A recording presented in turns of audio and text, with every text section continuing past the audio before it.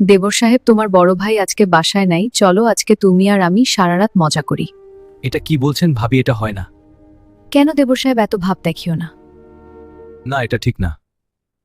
তুমি এত সিরিয়াস কেন? আমি যেটা বলছি সেটাই হবে। আজকে রাতে তুমি আমাকে তোমার করে নাও দেবর সাহেব, প্লিজ। না ভাবি, আমি ভাইয়ার বিশ্বাস নিয়ে খেলা করতে পারবো না।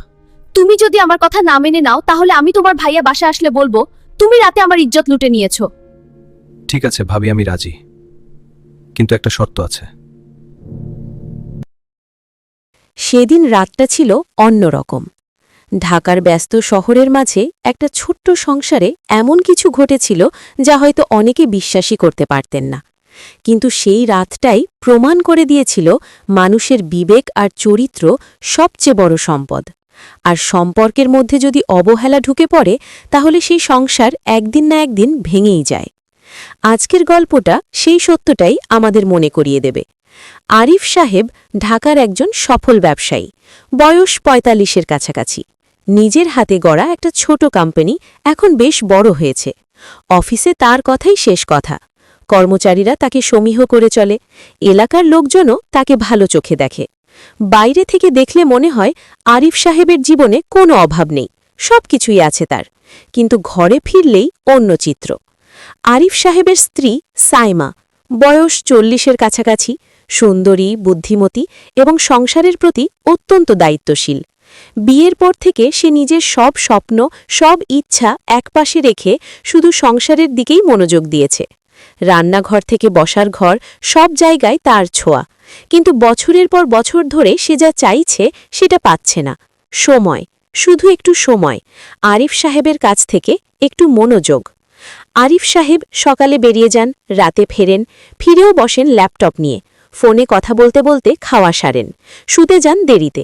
সংসারে টাকার অভাব নেই, কিন্তু দুজনের মধ্যে যে একটা অদৃশ্য দূরত্ব তৈরি হয়েছে সেটা দিনে দিনে বাড়ছে। সাইমা বলেছে অনেকবার, আরিফ সাহেব বলেছেন কাজের চাপ আছে, একটু সময় দাও, কিন্তু সেই সময় আর আসে না। এই অবস্থায় বছর দিনেক আগে আরিফ সাহেবের ছোট ভাই ফাহিম এসে উঠেছে এই বাসায়। ফাহিমের বয়স ২৭, মাত্র একটা বেসরকারি অফিসে চাকরি পেয়েছে, নিজের পায়ে দাঁড়ানোর চেষ্টা করছে। বড় ভাইয়ের বাসায় আছে কারণ ঢাকায় একা বাসা ভাড়া নেয়ার সামর্থ্য এখনো হয়নি। ফাহিম ছেলেটা শান্ত, ভদ্র, বাসায় কোনো কাজে কেউ ডাকলে না বলে না, ভাইকে সম্মান করে, ভাবিকেও শ্রদ্ধা করে। কিন্তু সে বুঝতে পারে এই বাসায় একটা অদ্ভুত চাপা কষ্ট বিরাজ করছে। সে বিশেষ কিছু বলে না, নিজের কাজে মনোযোগ দেয়। সেদিন ছিল বুধবার। সন্ধ্যার পর থেকেই আকাশ মেঘলা হয়ে গিয়েছিল। আরিফ সাহেব অফিস থেকে ফিরলেন ১১:৩০-টার দিকে। সাইমা রান্না করেছিল মনোযোগ দিয়ে। আরিফ সাহেবের পছন্দের কই মাছের ঝোল আর মুরগির রোস্ট। আরিফ সাহেব খেতে বসলেন, সাইমা পাশে বসল, একটু হেসে বলল, আজকে তোমার পছন্দের রান্না করেছি। আরিফ সাহেব বললেন, তারপর আবার ফোনের দিকে তাকালেন। সাইমা একটু চুপ করে রইল, তারপর ধীরে ধীরে বলল, আরিফ, আমি ভাবছিলাম এই শুক্রবার আমরা একটু বাইরে যাই, অনেক দিন হলো কোথাও যাওয়া হয় না। আরিফ সাহেব একটু ভ্রু কুঁচকালেন, বললেন, শুক্রবার? না, শুক্রবার মিটিং আছে চট্টগ্রামের পার্টির সাথে, হবে না। সাইমা আর কিছু বলল না, শুধু থালায় ভাত নাড়তে লাগল চুপচাপ। ফাহিম একটু দূরে বসে খাচ্ছিল, সে দেখল ভাবির মুখটা কেমন হয়ে গেল, কিন্তু কিছু বলার ছিল না তার। খাওয়া শেষ হতে না হতেই আরিফ সাহেবের ফোন বাজল, তিনি উঠে গেলেন ফোন ধরতে। সাইমা একা বসে থালা গুটিয়ে রান্নাঘরে চলে গেল। রাত ১০টার দিকে আরিফ সাহেব হঠাৎ বললেন, আজ রাতে অফিস থেকে একটা ইমেল এসেছে, কাল সকালেই চট্টগ্রাম রওনা দিতে হবে, ২ দিন থাকতে হবে। সাইমা থমকে গেল, বলল, কাল সকালে? কিন্তু তুমি তো বলেছিলে শুক্রবারে যাবে। আরিফ সাহেব বললেন, পরিস্থিতি পরিবর্তন হয়েছে, কিছু করার নেই, ফাহিম থাকবে তো, তোমার কোনো সমস্যা হবে না। সাইমা কিছুক্ষণ চুপ করে রইল, তারপর শুধু বলল, ঠিক আছে। পরদিন ভোরবেলা আরিফ সাহেব ব্যাগ গুছিয়ে বেরিয়ে গেলেন। যাওয়ার আগে ফাহিমকে বললেন, ফাহিম, তোমার ভাবির খেয়াল রেখো, আমি ২ দিনের মধ্যে ফিরে আসব। ফাহিম বলল, ঠিক আছে ভাই, আপনি নিশ্চিন্তে যান। আরিফ সাহেব চলে গেলেন। দরজা বন্ধ হওয়ার পর বাসাটা অদ্ভুত চুপচাপ হয়ে গেল। সেদিন সারা দিন সাইমা বাসাতেই ছিল। ফাহিম অফিস গেল, বিকেলে ফিরল, সাইমা চা বানিয়ে দিল। ফাহিম বলল, ধন্যবাদ ভাবি। সাইমা হাসল, কিন্তু সেই হাসিটা কেমন যেন ছিল, একটু বেশি ধীর, একটু বেশি কাছের। ফাহিম সেটা খেয়াল করল, কিন্তু মাথায় নিল না। রাতে খাওয়ার পর সাইমা বলল, ফাহিম, তুমি কি একটু বসবে, কথা বলতে ইচ্ছে করছে। ফাহিম বলল, হ্যাঁ ভাবি, বলুন। সাইমা বলতে শুরু করল, বলল, তুমি কি কখনো একা লাগার কষ্টটা বুঝেছ? পাশে মানুষ আছে কিন্তু মনে হচ্ছে কেউ নেই। ফাহিম একটু অবাক হল, বলল, ভাবি, আপনি কি ঠিক আছেন? সাইমা ধীরে বলল, না ফাহিম, আমি ঠিক নেই, অনেক দিন ঠিক নেই। ফাহিম চুপ করে রইল। সাইমা বলতে লাগল, বলল, তোমার ভাই আমাকে কখনো সময় দেয় না। আমি সংসারে আছি কিন্তু আমার কথা কেউ শোনে না, কেউ জিজ্ঞেস করে না আমি কেমন আছি। ফাহিম বলল, ভাবি, ভাই ব্যস্ত মানুষ, কাজের চাপ আছে। সাইমা বলল, জানি, কিন্তু ফাহিম, তুমি তো দেখছো, তুমি তো বোঝো। ফাহিম কিছু বলল না, একটু অস্বস্তি লাগছিল তার কাছে, কিন্তু সে ভাবল ভাবি হয়তো শুধু মনের কষ্টটা বলছেন, এটুকুই। পরদিন সন্ধ্যায় অফিস থেকে ফিরে ফাহিম দেখল বাসায় একটা অন্যরকম পরিবেশ। সাইমা একটু বেশি সেজেছে, রান্নাঘর থেকে ভালো ভালো গন্ধ আসছে। ফাহিম জুতো রাখতে রাখতে বলল, ভাবি, আজকে কি বিশেষ কিছু? সাইমা হেসে বলল, না এমনি, তুমি যখন বাসায় আছো একটু ভালো রান্না করলাম। ফাহিম বলল, ধন্যবাদ ভাবি। খাওয়ার সময় সাইমা একটু বেশি কথা বলছিল, ফাহিমের দিকে টাকা একটু বেশি হাসছিল। ফাহিম বুঝতে পারছিল কিছু একটা হচ্ছে, কিন্তু ঠিক বুঝে উঠতে পারছিল না। খাওয়ার সাইমা বলল, ফাহিম, আজ রাতে একটু বসো, একটা সিনেমা দেখি একসাথে। ফাহিম একটু দ্বিধা করল, বলল, ভাবি, আমার একটু ক্লান্ত লাগছে। সাইমা বলল, মাত্র 1 ঘন্টা, প্লিজ। ফাহিম বলল, ঠিক আছে। দুজন বসার ঘরে বসল, টেলিভিশন চলল, কিন্তু কিছুক্ষণ পরেই ফাহিম বুঝল সাইমা সিনেমা দেখছে না, সে ফাহিমের দিকে তাকিয়ে আছে। হঠাৎ সাইমা বলল, ফাহিম, তুমি কি জানো তুমি অনেক ভালো মানুষ? ফাহিম বলল, এভাবে বলবেন না ভাবি। সাইমা বলল, সত্যি কথাই বলছি, তোমার ভাই যা দিতে পারেনি তুমি অল্প কদিনেই সেটা দিয়েছ। ফাহিমের বুকের ভেতর একটা অস্বস্তি চাপ দিতে লাগল। সে সোজা হয়ে বসল, বলল, ভাবি, আমি আপনার ছোট ভাই, পাশে থাকাটা আমার দায়িত্ব, এর বেশি কিছু না। সাইমা একটু চুপ করে রইল, তারপর ধীরে বলল, ফাহিম, এই বাসায় এখন শুধু আমরা দুজন, তোমার ভাই দুদিন থাকবে না, এই সুযোগে যদি আমরা একটু কাছের মানুষ হই। ফাহিম কথাটা শেষ হতে দিল না, সে উঠে দাঁড়াল, শান্ত কিন্তু দৃঢ় গলায় বলল, ভাবি, আপনি কি বলছেন সেটা আপনি নিজেই জানেন, আমি আপনাকে সম্মান করি, আপনি আমার ভাবি, এই সীমানাটা আমি কখনো পার হব না, চাই সেটা যাই হোক। আপনি অনেক কষ্টে আছেন সেটা আমি বুঝি, কিন্তু এই কষ্টের সমাধান এভাবে হয় না ভাবি। এরপর সে নিজের ঘরে চলে গেল। ঘরে ঢুকে ফাহিম অনেকক্ষণ বিছানায় বসে রইল, তার মাথায় নানা চিন্তা। সে বুঝতে পারছে পরিস্থিতিটা গুরুতর, এই মুহূর্তে একটা ভুল সিদ্ধান্ত সবকিছু শেষ করে দিতে পারে, তার ভাইয়ের সংসার, তার নিজের সম্মান, সবকিছু। কিন্তু সেই রাতে সে নিজের ফোনটা হাতে তুলে নিল আর ঘরের কোনায় ক্যামেরাটা চালু রাখল, কারণ সে জানত আরও কিছু ঘটতে পারে, আর প্রমাণ ছাড়া সত্যি কথা বলাটা অনেক সময় কঠিন হয়। পরদিন সকালে সাইমা এমন ভাব করল যেন কিছুই হয়নি। সে রান্নাঘরে কাজ করছিল। ফাহিম বেরিয়ে যাওয়ার আগে বলল, ভাবি, ভালো থাকবেন। সাইমা ঘুরে তাকালো, তার চোখে একটা অদ্ভুত ভাব। বলল, ফাহিম, গতকালের কথা তুমি কাউকে বলবে না তো? ফাহিম বলল, না ভাবি।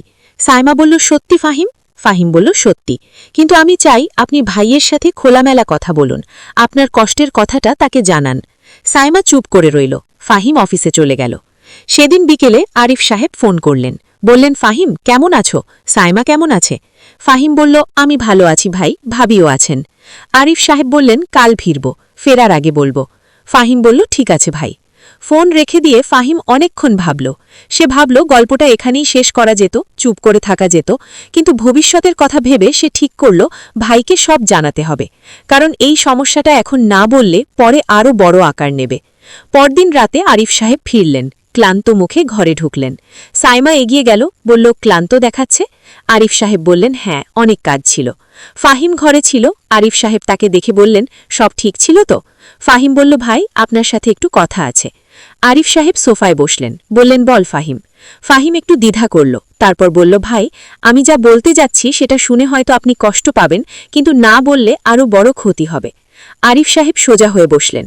ফাহিম বলল, এই দুদিনে সাইমা আমার সাথে এমন কিছু করার চেষ্টা করেছে যেটা আমাদের কেউই আশা করিনি। ঘরের ভেতর চুপ করে গেল সব। সাইমা রান্নাঘরের দরজার কাছে দাঁড়িয়েছিল, সে শুনতে পেল। আরিফ সাহেব বললেন, মানে কি কুমার? ফাহিম ফোনটা বের করল, বলল, ভাই, আমি আগে থেকেই বুঝেছিলাম কিছু একটা হতে পারে, তাই রেকর্ড করে রেখেছিলাম, আপনি একবার দেখুন। আরিফ সাহেব পুরো ভিডিওটা দেখলেন। তার মুখের ভাব পরিবর্তন হতে লাগল। রাগ নয়, বিস্ময় নয়, একটা গভীর কষ্ট ফুটে উঠল সেই মুখে। ভিডিও শেষ হওয়ার পর অনেকক্ষণ কেউ কথা বলল না। সাইমা ধীরে ধীরে ঘরে ঢুকল। সে জানত সে ধরা পড়ে গেছে, কিন্তু পালানোর পথ নেই। আরিফ সাহেব মাথা নিচু করে বসে রইলেন। তারপর ধীরে বললেন, সাইমা, এটা কি করলে তুমি? সাইমা বলল, আমি জানি আমি ভুল করেছি। কিন্তু আরিফ, তুমি কি জানো আমি কেন ভুল করেছি? কতদিন ধরে আমি তোমার কাছে সময় চাই, কতদিন ধরে একটু মনোযোগ চাই। আমি একা একাই বাসায় বসে থাকি, কথা বলার কেউ নেই, বোঝার কেউ নেই। আর ফাহিম অল্প কদিনেই আমার কথা শুনেছে, সেটা দেখে আমি দুর্বল হয়ে পড়েছিলাম। আমি ভুল করেছি, কিন্তু ফাহিম আমাকে থামিয়ে দিয়েছে। সে এই পথে যায়নি, সে তোমার ভাই, তোমার বিশ্বাসের মানুষ। ঘরের ভেতর আবার নীরবতা নেমে এলো। আরিফ সাহেব উঠে দাঁড়ালেন, ফাহিমের দিকে তাকালেন, বললেন, ফাহিম, তুমি আজ যা করেছ সেটার জন্য আমি তোমার কাছে কৃতজ্ঞ। তুমি সহজেই অন্য পথ নিতে পারতে, কিন্তু নাওনি। এই মানুষটাই তুমি। ফাহিম মাথা নিচু করে বলল, ভাই, আমি শুধু যা ঠিক মনে করেছি সেটাই করেছি। আরিফ সাহেব এরপর সাইমার দিকে তাকালেন, অনেকক্ষণ চুপ করে রইলেন। তারপর বললেন, সাইমা, তোমার কষ্টের কথা তুমি আমাকে বললে না কেন বছরের পর বছর ধরে? সাইমা বলল, বলেছি আরিফ, বারবার বলেছি। তুমি প্রতিবার বলেছ পরে দেখব। আরিফ সাহেব ধীরে বসে পড়লেন, তার মুখে এক গভীর অনুশোচনার ছায়া। তিনি বললেন, আমি জানি আমি দোষী, আমি ব্যর্থ হয়েছি তোমার কাছে। ফাহিম উঠে দাঁড়ালো, বলল, ভাই, ভাবি, আমি একটু বাইরে যাচ্ছি, আপনারা কথা বলুন। সে ধীরে ধীরে ঘর থেকে বেরিয়ে গেল। বাইরে বারান্দায় দাঁড়িয়ে ফাহিম রাতের ঢাকাকে দেখল। সে মনে মনে ভাবল, একটা সংসার বাঁচানো মানে শুধু ঝামেলা এড়ানো নয়, একটা সংসার বাঁচানো মানে সত্যি কথাটা সাহস করে বলা। সম্পর্ক শুধু ভালোবাসা দিয়ে টেকে না, সম্পর্ক টেকে সময় আর মনোযোগ দিয়ে। সেই রাতে ঘরের ভেতর দুটো মানুষ অনেকক্ষণ কথা বলেছিল। হয়তো কান্না ছিল, অভিযোগ ছিল, অনুশোচনা ছিল। কিন্তু সেই রাতের পর থেকে আরিফ সাহেব বদলে যেতে লাগলেন। প্রতিদিন একটু করে সময় বের করতেন সাইমার জন্য। শুক্রবারের মিটিং বাতিল করলেন, সাইমাকে নিয়ে বেড়াতে গেলেন, ছোট ছোট মুহূর্তগুলো দিতে শুরু করলেন। আর সাইমাও একদিন ফাহিমকে বলেছিল, তুমি সেদিন না থামা যে, আমি নিজেই নিজেকে ধ্বংস করে দিতাম। তুমি শুধু আমাকে বাঁচাওনি, আমার সংসারটাকে বাঁচিয়েছ। ফাহিম শুধু হেসেছিল, বলেছিল, ভাবি, আপনি আমার পরিবার, পরিবারের জন্য যা করা দরকার সেটাই করেছি। এই গল্প আমাদের শেখায় যে সম্পর্কে সময় দেওয়া কোনো বিলাসিতা নয়, এটি একটি দায়িত্ব। টাকা থাকলেও মনোযোগ না থাকলে সংসার টেকে না। আর বিপদে ভুল পথ বেছে না নিয়ে সবসময় সত্যের পথে চলাই হল প্রকৃত চরিত্রের পরিচয়।